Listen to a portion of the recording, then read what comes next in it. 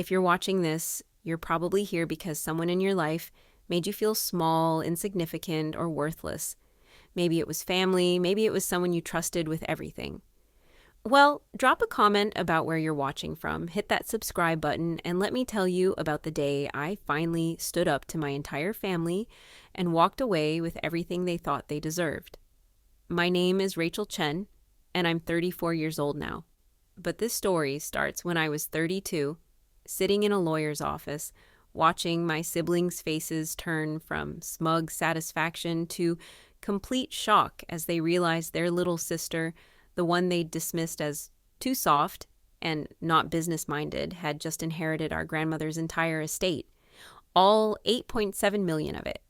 The look on my brother Marcus's face? Priceless. My sister Victoria actually stood up so fast, her chair fell backward. And my stepmother Eleanor? She went so pale I thought she might faint right there in the conference room. But I'm getting ahead of myself. To understand why that moment was so sweet, you need to know what they put me through for years. You need to know about the lies, the manipulation, and the moment I discovered just how far they were willing to go to cut me out of everything. It started 3 years ago, when Grandma Rose first got sick. That's when everyone showed their true colors. That's when I learned that blood doesn't make you family actions do. Let me paint you a picture of the Chen family as it existed 3 years ago. My father, William Chen, was a successful real estate developer who'd built his fortune from nothing. He married my mother, Grace, when they were both 23 and they had 3 children. Marcus, the golden boy, now 38 and a lawyer at a prestigious firm. Victoria, 36, married to a hedge fund manager. And me, the youngest, the artist who wasted her college education on a fine arts degree. My mother passed when I was 15. Cancer. It was quick and devastating, and in the aftermath, Dad married Eleanor within 18 months. Eleanor came with her own son, James, who was 20 at the time. The family dynamic shifted overnight. Eleanor was all sweetness in front of Dad, but behind closed doors, she made it clear that her son was now the priority. But this story isn't about Eleanor. Not really. It's about Grandma Rose Dad's mother, the matriarch of our family, and the only person who ever really saw me for who I was. Grandma Rose was extraordinary. She'd immigrated from Taiwan in the 1960s with nothing but determination and built a chain of successful Asian markets throughout California. By the time she retired, she owned 12 properties, had investments worth millions, and had become something of a legend in the Taiwanese American community in Los Angeles. While my siblings chased prestige and money, I spent my weekends with Grandma Rose. We'd paint together in her sunroom. She'd taken it up as a hobby after retiring. We'd cook traditional Taiwanese dishes while she told me stories about the old country. When I struggled to make rent on my tiny studio apartment while trying to establish myself as an artist, she was the one who believed in me. "Rachel, she'd say in her mix of English and Mandarin, your brother and sister, they chase money like it's running away, but you create beauty. That's much harder, much more valuable." Marcus would visit Grandma Rose maybe once every 2 months, usually when he needed something. Victoria came by on holidays, always checking her phone, always in a rush. James barely knew her. But me? I was there every Sunday without fail, even when my siblings mocked me for sucking up to get inheritance money. The irony was, I never thought about her money. I genuinely loved spending time with her. She was my best friend, my confidant, my anchor in a family that had always made me feel like an afterthought. Then, in September 3 years ago, everything changed. Grandma Rose had a stroke. It was minor, the doctors said, but at 91, any health scare was serious. She recovered most of her mobility, but needed more care. That's when the family meetings started, and that's when I began to see my family's true nature. The first meeting was at Victoria's house, a massive modern mansion in Pacific Palisades, with ocean views. I drove up in my 2008 Honda Civic, feeling out of place among the Teslas and BMWs in the driveway. "We need to discuss Grandma's situation," Victoria announced, like she was leading a board meeting. She'd laid out spreadsheets on her massive marble dining table. I've researched the best facilities. Golden Sunset Senior Living is the premier location. It's $12,000 a month, but Grandma can afford it. Wait, I interrupted. Why are we talking about facilities? She's recovered. She just needs some help during the day. Marcus scoffed. Rachel, be realistic. None of us have time to take care of her. I do, I said. I work from home. I can adjust my schedule. Eleanor laughed, actually laughed. Sweetie, painting in your apartment isn't working from home. This requires real responsibility. I've been taking care of her for the past week, I pointed out. That's temporary, Victoria said, dismissing me with a wave. We need a permanent solution. I've already spoken to Golden Sunset. They have an opening next month. Have any of you asked Grandma what she wants? I demanded. The silence was telling. She's not fully competent anymore, Marcus said carefully. As the eldest son of her eldest son, I have power of attorney if needed. She had a minor stroke, Marcus. Her mind is perfectly fine. Rachel, you're too emotionally involved, Victoria said, her tone condescending. We're trying to make logical decisions here. That night, I went to Grandma Rose and told her about the meeting. She was sitting in her favorite chair, looking out at her garden. I knew this would come, she said quietly. Your father warned me years ago. He said Marcus and Victoria only see dollar signs when they look at me. Dad said that? She nodded.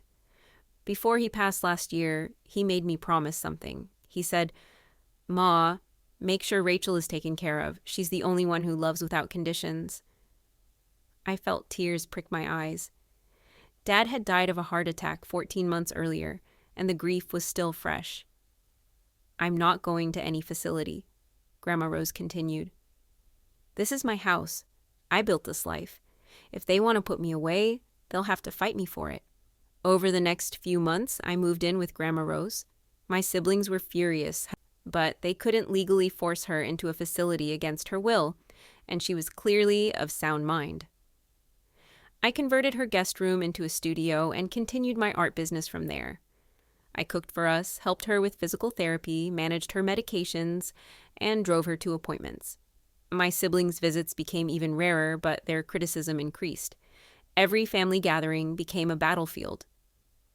You're manipulating a sick old woman, Victoria accused during Thanksgiving dinner. You're trying to isolate her to get the inheritance, Marcus added. I'm taking care of our grandmother, I shot back. What are you doing besides trying to lock her away? The tensions exploded in January. 15 months ago. Grandma Rose had another incident this time, a fall in the bathroom. She broke her hip and needed surgery. The recovery would be long and difficult. This time, my siblings didn't even pretend to consult me. While I was at the hospital with Grandma Rose, they met with a lawyer, Marcus's friend, and filed for conservatorship, claiming Grandma was no longer capable of making her own decisions. I found out when a process server showed up at the hospital. What is this? I asked Marcus when he arrived with Victoria and Eleanor. It's what's best for everyone, he said smoothly. Grandma needs professional care. You're not qualified. I've been taking care of her for months. Playing nurse isn't the same as being one, Eleanor interjected. Besides, you have your own life to live. You're 32, Rachel. You should be dating, building a career, not wasting your youth. This is about money, I said flatly. You want control of her assets. Victoria's eyes flashed. How dare you? We're trying to protect Grandma's interests. By taking away her autonomy? The court will decide what's best, Marcus said. If you really care about Grandma, you won't fight this. But I did fight it. I used my savings to hire a lawyer, Diane Watanabe, who specialized in elder law. Diane was in her 50s, sharp as a razor, and had seen too many families torn apart by greed. Your siblings filed for conservatorship, but your grandmother is clearly competent, Diane told me after meeting Grandma Rose. We can fight this, but it's going to get ugly. Are you prepared for that? I looked at Grandma Rose, tiny in her hospital bed, but fierce in her determination. I'm prepared. What followed was 2 months of legal battles, psychological evaluations, and family warfare. My siblings presented me as an unemployed artist taking advantage of a confused elderly woman. I presented them as absent family members trying to seize control of millions in assets. The evaluations were crucial. 3 separate psychiatrists confirmed what I knew. Grandma Rose was completely mentally competent. She knew exactly what she wanted, and she was furious at my siblings' attempts to control her. But during this time, something else was happening, something I didn't know about until it was almost too late. While I was focused on the conservatorship battle, my siblings were playing a different game entirely. I discovered this by accident when I was organizing Grandma Rose's papers and found a business card tucked into an old photo album. Sunset Realty, James Morrison, agent. James, Eleanor's son. Curious. I did some digging. What I found made my blood run cold. James had been visiting Grandma Rose when I wasn't there, specifically when I was at court hearings or meeting with lawyers. The visits were logged by the home health aide I'd hired to help during my absences, but she hadn't thought them significant enough to mention. I started investigating further. I found property records showing that 2 of Grandma Rose's rental properties had been listed for sale listings that had been withdrawn after just a week. I found loan applications in Grandma Rose's name for amounts totaling $500,000. I found receipts for expensive items, a Rolex, designer handbags, jewelry purchased with Grandma Rose's credit cards. But the worst discovery came when I checked the security camera I'd installed in Grandma Rose's living room, with her permission, to monitor her health. I'd never reviewed the footage before, trusting that the aide would alert me to any issues. But now I went back through weeks of recordings. What I saw made me sick. James, sitting with Grandma Rose, papers spread on the coffee table. Him guiding her hand to sign documents while she looked confused and tired, clearly medicated. Victoria there too, sometimes Marcus, watching as James manipulated our grandmother during her most vulnerable moments right after taking her pain medication when she was drowsy and compliant. In one recording, I heard Victoria say, "She won't even remember this tomorrow. The morphine makes sure of that." Marcus responded, "Just make sure you get all 3 signatures. We need the property transfers to look legitimate." They were drugging her, timing their visits for when her pain medication made her most vulnerable, and getting her to sign documents she couldn't fully understand in that state. I immediately called Diane Watanabe. "This is elder abuse and fraud," she said, after reviewing the evidence. "We need to go to the police." But I had a different idea. "Not yet," I said. "I want to know exactly how deep this goes, and I want to make sure we can prove everything." Diane understood. "You want them to hang themselves completely." Exactly. Over the next 3 weeks, I became a detective. I installed additional hidden cameras, all with Grandma Rose's full consent when she was lucid. I documented every medication, every visitor, every phone call. I hired a private investigator to trace the financial transactions. What we uncovered was staggering. My siblings and James had been systematically draining Grandma Rose's accounts for months, starting even before her first stroke. They'd transferred nearly $2 million to various shell companies that James had set up. They'd attempted to sell her properties below market value to buyers who were connected to Marcus's law firm. They'd taken out loans against her assets. But the most heartbreaking discovery was a recording from Grandma Rose's bedroom, where she kept a small camera for security. In it, Victoria was on the phone with someone, laughing. "The old woman actually thinks Rachel cares about her," she said. "Meanwhile, we're setting it up so it looks like Rachel's been stealing. When this comes out, she'll be completely discredited. We've already planted evidence of cash withdrawals matching Rachel's rent payments. The court will have no choice but to grant us conservatorship, and Rachel might even face charges. They weren't just stealing from Grandma Rose. They were framing me." I sat in my car outside Grandma Rose's house, shaking with rage and betrayal. These people, my own family, were willing to destroy me and rob our grandmother, all for money they didn't even need. But here's the thing about being underestimated your entire life. People don't expect you to fight back smart. I called Diane. "How long do we need to build an airtight case?" "With what you have? Maybe another month. We need bank records, proper documentation, and ideally, We need them to make one more big move that we can catch in real time. Then let's give them enough rope, I said. The next phase was the hardest thing I've ever done. And I had to pretend everything was normal while my family plotted against me and robbed my grandmother. I had to smile at family dinners, knowing they were framing me for their crimes. I had to watch them manipulate Grandma Rose while documenting every single moment. But Grandma Rose, even in her vulnerable state, was stronger than they thought. Once I explained what was happening during her lucid moments, she was furious but smart about it. "Let them think they're winning, Rachel," she said, holding my hand with surprising strength. "Your father always said you were the smartest one. You just hide it better." We developed a system. When she felt clear-headed, she would text me a butterfly emoji, her signal that she was fully aware. That's when we'd discuss the evidence and plan our response. When she was medicated or tired, she'd send a sleeping emoji, warning me that she might not remember conversations or resist if my siblings visited. The private investigator, a former FBI agent named Tom Martinez, was incredible. He traced every financial transaction, identified every shell company, and even found evidence that Marcus had been using his law firm's resources to facilitate the fraud, a major ethics violation that could cost him his license. "Your brother isn't just greedy," Tom told me. "He's sloppy. He assumed no one would ever check." 3 weeks into our investigation, they made their big move. Eleanor called a family meeting at Marcus's downtown law office. The conservatorship hearing had been dismissed thanks to the psychiatric evaluations, but they had a new plan. "Grandma Rose has agreed to sign over power of attorney to Marcus," Eleanor announced, producing documents. "She recognizes that she needs help managing her affairs." I looked at the documents, then at Grandma Rose, who was clearly heavily medicated. They'd brought her to the office straight from a doctor's appointment that I hadn't known about. "This is invalid," I said. "She's clearly not in a state to make legal decisions." "3 witnesses say otherwise," Marcus said smoothly, gesturing to his colleagues who'd joined the meeting. "Including a notary," Victoria added with a smirk. This was it. This was them making their final play, thinking they'd won. I stood up slowly.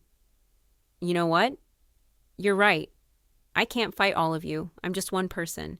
And you've got lawyers, witnesses, everything." Marcus looked suspicious at my sudden capitulation, but Victoria and Eleanor were already celebrating with their eyes. "I just want to say goodbye to Grandma properly," I continued. "Can I have a few minutes alone with her?" They exchanged glances but agreed. After all, what could I do? The documents were already signed and notarized. Once alone with Grandma Rose, I whispered, "Grandma, are you aware of what's happening?" She squeezed my hand twice, our signal for yes. "They drugged you, didn't they?" 2 squeezes. "Don't worry, we got them." Her eyes, though glazed, sparked with something that looked like hope. "You see, what my siblings didn't know was that Tom Martinez had been in the building the whole time, recording everything with a long-range microphone. Diane Watanabe was on standby with law enforcement. And most importantly, I'd had Grandma Rose's actual doctor, not the one they'd taken her to document her medication levels that morning before they'd picked her up. The confrontation came 2 days later, but not how my siblings expected. They thought they were coming to remove me from Grandma Rose's house now that they had power of attorney. Marcus had even brought a locksmith and a moving crew, planning to change the locks and pack my things while I was forcibly removed. Instead, they found the house full of people. Diane Watanabe, Tom Martinez, 2 uniformed police officers, a detective from the Elder Abuse Unit, and an FBI agent who was interested in the interstate fraud aspects of the case. "What is this?" Marcus demanded, his lawyer's instincts immediately on alert. "This is justice," I said, stepping forward.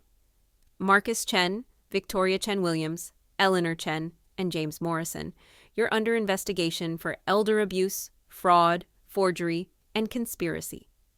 "This is ridiculous," Victoria sputtered. "We have power of attorney. You're the one who should be leaving." Diane smiled coldly. "About that power of attorney, we've had it reviewed. The notary has already admitted that he falsely verified Mrs. Chen's state of mind under pressure from Marcus. The witnesses are being questioned about their role in facilitating fraud, And the doctor you took Mrs. Chen to? He's lost his license before for over-medicating elderly patients at the request of their families. The color drained from Marcus's face. That's impossible. You can't prove. We have video, I interrupted. Months of it. Every time you drugged her, every forged signature, every property you tried to steal, every dollar you moved. Tom Martinez opened his laptop, showing a compilation of the most damaging footage. There was Victoria, clearly discussing drugging Grandma Rose.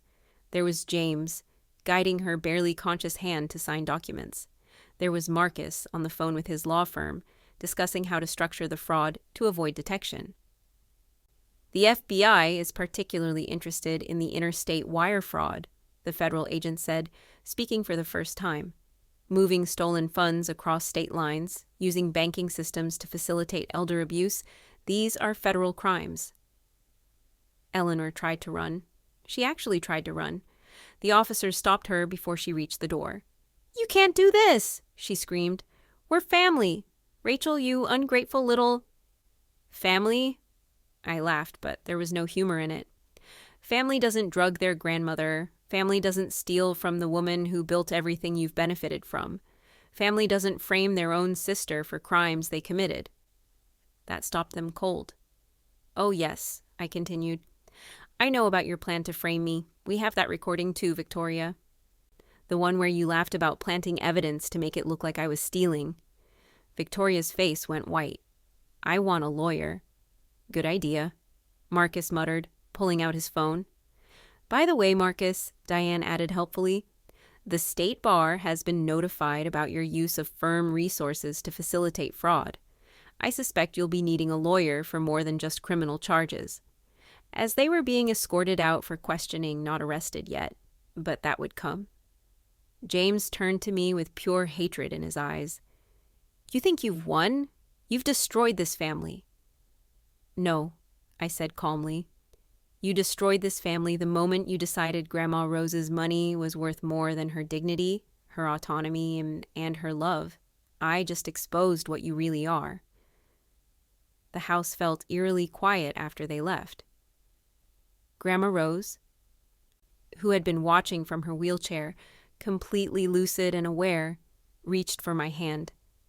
"You did it, my brave girl," she said, tears streaming down her face. "You saved me." "We saved each other," I corrected, kneeling beside her. "But the story doesn't end there. The real vindication came 3 weeks later, in that lawyer's office I mentioned at the beginning. The criminal cases against my siblings moved forward slowly, but inevitably.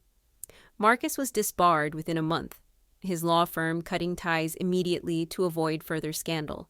The evidence was overwhelming, and his former colleagues testified against him to save themselves. Victoria's husband filed for divorce the day after her arrest, apparently having suspected her capacity for cruelty, but never having proof until now. She lost her social standing, her mansion, and most importantly, her reputation in the society circles she'd worked so hard to enter. Eleanor and James fled the state but were arrested at the Arizona border. They're both facing federal charges that could result in significant prison time. But the moment that truly mattered, the one that brought everything full circle, happened in the reading of Grandma Rose's will. You see, what my siblings never knew was that Grandma Rose had updated her will a year before her first stroke, right after my father's death. She'd done it quietly with a lawyer from outside the family's usual circles, and she'd been very, very specific about her wishes. We sat in the lawyer's office, me, my siblings, on bail and furious, their lawyers, and Diane Watanabe. The estate lawyer, Mr. Davidson, was an elderly man who'd known Grandma Rose for 40 years. "Before I read the will," he said, "I want to read a letter Mrs. Chen wrote to be opened at this time." He cleared his throat and began, "To my grandchildren, by the time you hear this, the truth will have come out. I've known for years what Marcus, Victoria, and Eleanor were capable of. Your father knew too. He warned me, made me promise to protect Rachel, the only one of you who loved me for me, not for what I could give you. Marcus, you visited me only when you needed money or connections, but you were careless. I knew about the gambling debts you hid from everyone, the money you've borrowed from dangerous people. I paid them off quietly to protect the family name, but I kept records. Victoria, you think you're so sophisticated, but I've known about your affairs, your debts, your constant living beyond your means. I watched you teach your children to call me only when they wanted expensive gifts, training another generation in greed. Eleanor, you were never family. You married my son for his money and tried to poison his children against me. You thought I was a foolish old woman, but I saw everything. And Rachel, my dearest granddaughter, you loved me on my worst days. You held my hand through pain, celebrated my small victories, and never once asked for anything except my time and my stories. You are the only one who carries the true legacy of this family, not the money, but the values of hard work, loyalty, and love. The person who reads this will have my complete trust and has been instructed to execute my wishes exactly as written, regardless of any attempts to challenge them. The room was dead silent. Marcus's jaw was clenched so tight I thought he might crack a tooth. Victoria was crying, but they were tears of rage, not sorrow. Mr. Davidson continued with the will itself. To Marcus Chen, I leave the sum of $1, along with the receipts for the $847,000 in gambling debts I paid on your behalf over the years. Consider us even. To Victoria Chen Williams, I leave the sum of $1, along with a photo album of all the family gatherings you missed while pursuing money and status. To Eleanor Chen and James Morrison, I leave nothing, as they were never truly family and have already taken more than they deserved through their schemes and thefts. To my granddaughter Rachel Chen, I leave the entirety of my remaining estate, including all properties, investments, bank accounts, and personal belongings, with an estimated value of $8.7 million. This is given with love and the knowledge that she will use it wisely, not just for herself, but to help others as she has always helped me. The explosion was immediate. "This is undue influence," Marcus shouted, jumping to his feet. "She manipulated a sick old woman." "We'll contest this," Victoria screamed. "This is illegal." Mr. Davidson remained calm. The will was written when Mrs. Chen was in perfect health, witnessed by 3 independent parties, and verified by medical professionals. Additionally, given your current criminal charges for elder abuse and fraud, any contest would likely fail and result in criminal contempt charges. Furthermore, Diane added, the criminal restitution from your thefts will come from any assets you have, not from Rachel's inheritance. You might want to save your money for lawyers rather than wasting it on a will contest you can't win. Eleanor and James said nothing. They knew they had no standing to contest anything. As we left the office, Victoria grabbed my arm. "You think you've won? You'll be alone forever. No family, no one who understands you. That money won't keep you warm at night." I pulled my arm free and looked at her with pity. "Victoria, I've been alone in this family since Mom died. The only person who ever really saw me was Grandma Rose. But here's what you don't understand. I'd rather be alone with my integrity than surrounded by people who would drug and rob their own grandmother. And for the record, I won't be alone. I have true friends, I have my art, and I have the memory of a grandmother who loved me for exactly who I am. That's worth more than any money." That was 15 months ago. The criminal cases are still ongoing, but Marcus has pled guilty to avoid a longer sentence. He'll serve 3 years, and has already lost everything: his career, his reputation, his home. Victoria is fighting the charges, but her lawyer told her to expect at least 5 years. Eleanor and James took plea deals and are serving 7 years each for the federal charges. As for me, I sold 2 of Grandma Rose's properties but kept her house. I turned it into an art studio and gallery, showcasing work from local artists, especially immigrants and elderly creators who are often overlooked. The main gallery is called the Rose Chen Memorial Wing. I also started a foundation that provides free legal services to elderly people facing financial abuse from their families. Diane Watanabe runs it, and we've already helped dozens of seniors protect themselves from predatory relatives. I still paint in the sunroom where Grandma Rose and I used to spend our Sundays. Sometimes I swear I can feel her there, humming the old Taiwanese songs she loved, telling me she's proud. The money? It's nice to not worry about rent, to be able to help others, to build something meaningful. But the real inheritance Grandma Rose left me wasn't the millions. It was the knowledge that I was worth loving, worth protecting, worth fighting for. My siblings were right about one thing. I did win. Not because I got the money, but because I stood up for someone I loved when everyone else was trying to tear her down. I won because I chose love over greed, integrity over easy money, and truth over family harmony built on lies. And if you're reading this and you're facing something similar, family who takes advantage, who makes you feel small, who tries to manipulate and control, know this. Document everything. Find allies who believe you. Don't be afraid to expose the truth, even if it means losing people who were never really on your side anyway. And most importantly, remember that family isn't about blood. It's about who shows up when you're at your lowest, who celebrates your victories without jealousy, who loves you without calculating what they can get from you. Grandma Rose was my family. My siblings were just relatives who happened to share my DNA. These days, I'm building a new chosen family, fellow artists, elderly people from the community who come to paint in the studio, young people who need mentorship. We have Sunday dinners in Grandma Rose's dining room, telling stories and sharing dreams, creating the kind of warmth my blood family never provided. Sometimes late at night, I walk through the house and remember all the pain that happened here, the meetings where they plotted against us, the confrontations, the betrayal.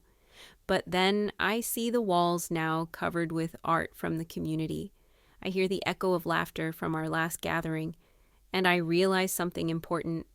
They tried to steal Grandma Rose's legacy, but they failed, because her real legacy wasn't the money or the properties.